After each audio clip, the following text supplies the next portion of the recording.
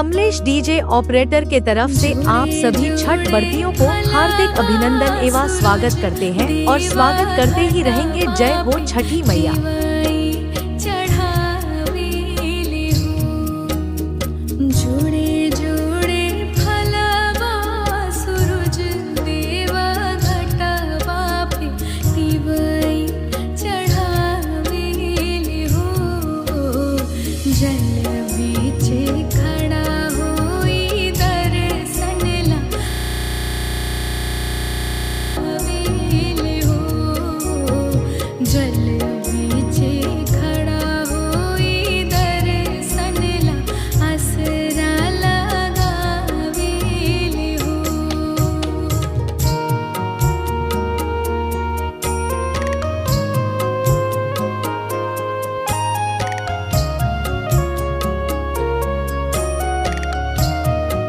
Kamlesh DJ operator के तरफ से आप सभी छठ व्रतियों को हार्दिक अभिनंदन एवं स्वागत करते हैं और स्वागत करते ही रहेंगे। जय हो छठी मैया।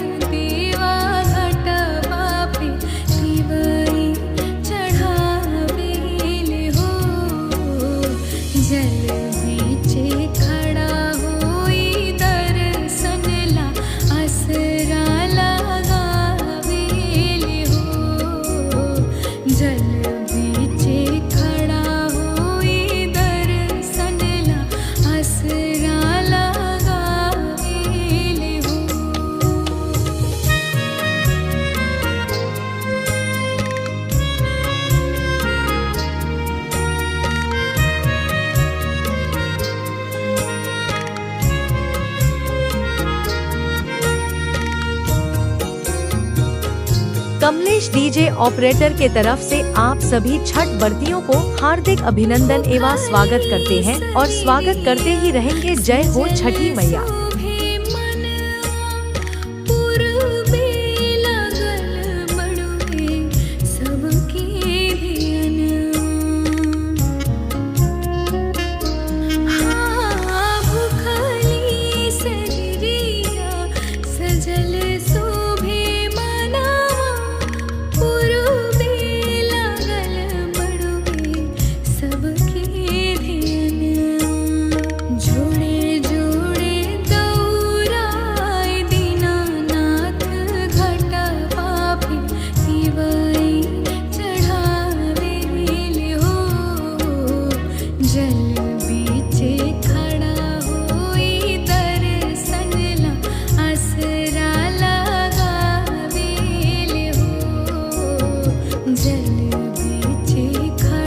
कमलेश डीजे ऑपरेटर के तरफ से आप सभी छठ व्रतियों को हार्दिक अभिनंदन एवं स्वागत करते हैं और स्वागत करते ही रहेंगे। जय हो छठी मैया।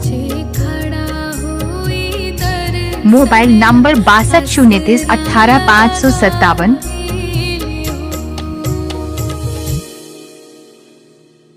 आप सभी लोगों को मेरी तरफ से छठ की ढेरों शुभकामनाएं।